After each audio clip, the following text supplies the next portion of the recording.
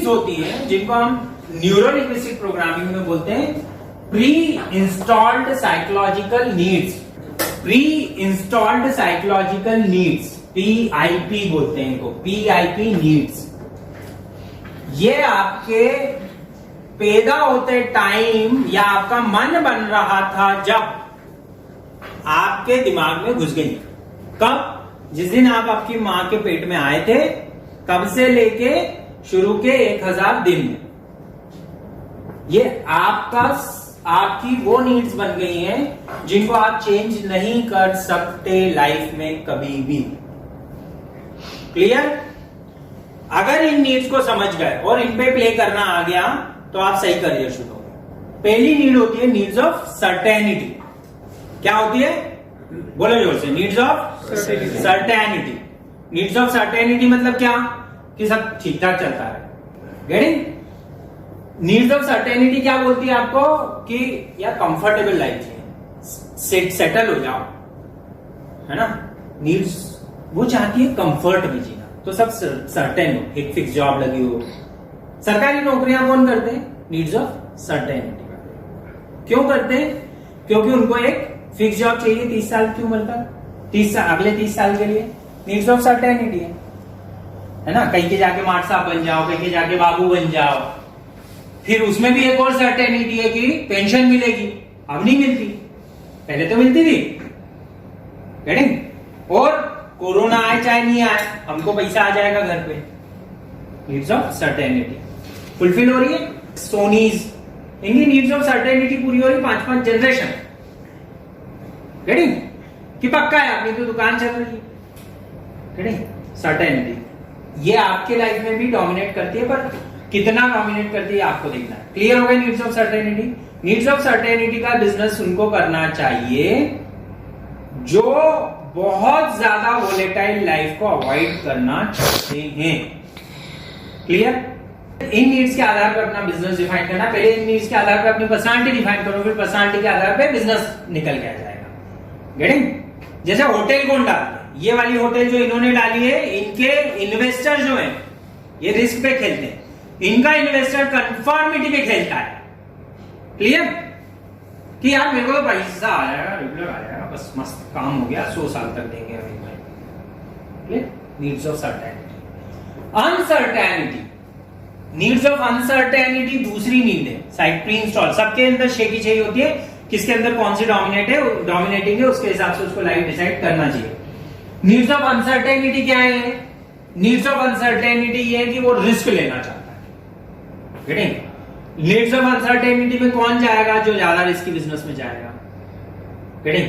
Needs of uncertainty किसकी कौन ज्यादा करेगा? जिसको ये पता है कि अगर मैंने कर दिया तो छक्का लगेगा, नहीं तो दिक्कत आ जाएगी। गेटिंग? शेयर मार्केट में ये लोग जाते हैं, बड़े बड़े इन्वेस्टमेंट्स ये लोग उठाते हैं, पता है अपने अकाउंट में 300 रुपए नहीं है, 3 करोड़ की बात कराते हैं, फिर कुछ ना कुछ कर भी लेते हैं, बट ऐसी खतरनाक लाइफ जी रहे हैं ये। गेटिंग? जो मेरे जैसा आदमी तो धंधे बेकार है, साला करने दीजिए। आप समझ रहे? बिकॉज मेरे में अनसर्टेनिटी नहीं, मेरे को अनसर्टेनिटी से बिल्कुल खतरनाक खौफ है। ठीक है? बट ये risk takers and they become, sometimes they become movers and shakers of the society. Most of the time they fail. इसमें से 100 में से 2 आदमी सक्सेसफुल हो जाते हैं, बट जो 2 सक्सेसफुल हो जाते हैं वो धीरूभाई अंबानी होते हैं। Clear? Next, needs of significance. बड़े बड़े नामों में अपना भी कोई नाम तो वो आदमी जिसके अंदर ये इच्छा है वो नीड्स ऑफ सिग्निफिकेंस पे खेलता है।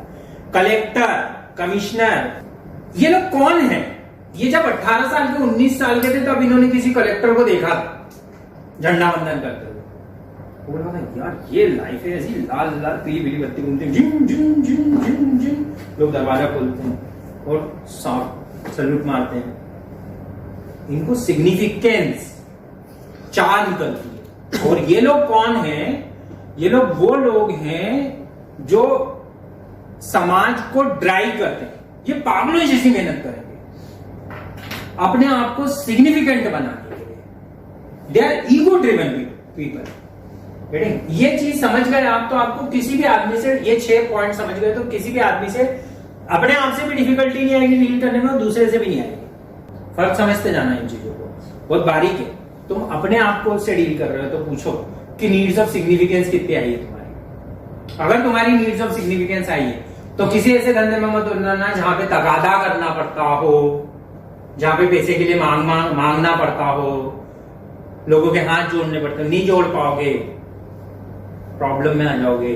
मैं उस कैटेगरी का हूं, मैं जानता हूं। ईगो हर्ट होता है, जरा जरा चीज में ईगो खड़ा होता है। जैन आदमी के नहीं खड़ा होता, अग्रवाल के नहीं होता, दूसरों के नहीं खड़ा, बहुत सारे लोगों के नहीं खड़ा होता, मेरे तो खड़ा होता। मैं अपने आप से पूछता रहता था। देन मैंने रियलाइज किया, अरे यार तो प्रॉब्लम मेरी नहीं है, मेरी परवरिश की है, जो एकदम शुरुआत में हो गई। अब मैं उसको नहीं बदल पाऊंगा, पर मैं प्ले कर लेता हूं जब मैं समझ गया हूं। देखो सबकॉन्शियस और कॉन्शियस में क्या फर्क है कि सबकॉन्शियस थोड़ा सा डार्क है।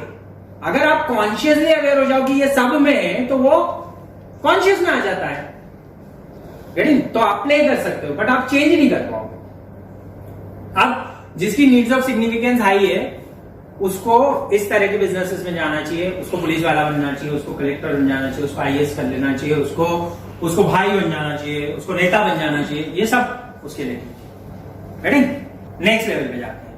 नीड्स ऑफ सिग्निफिकेंस के बाद में आता है needs of love, connection, approval of the society.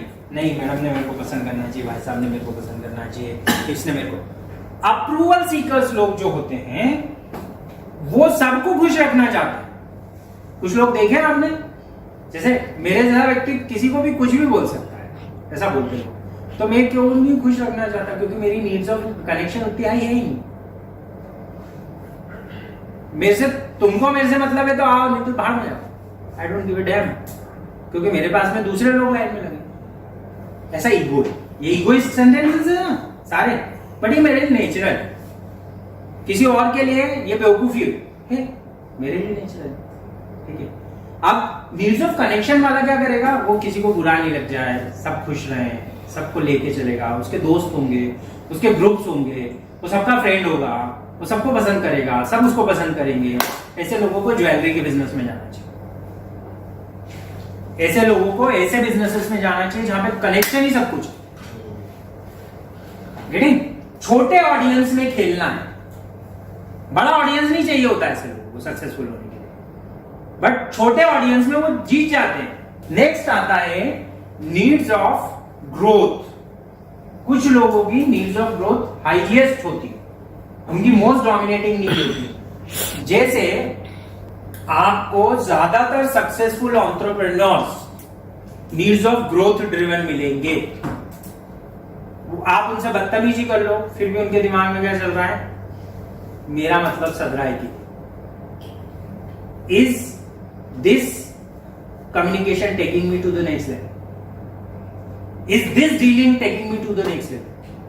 Is this person taking me to the next level? Is this study taking me to the next level?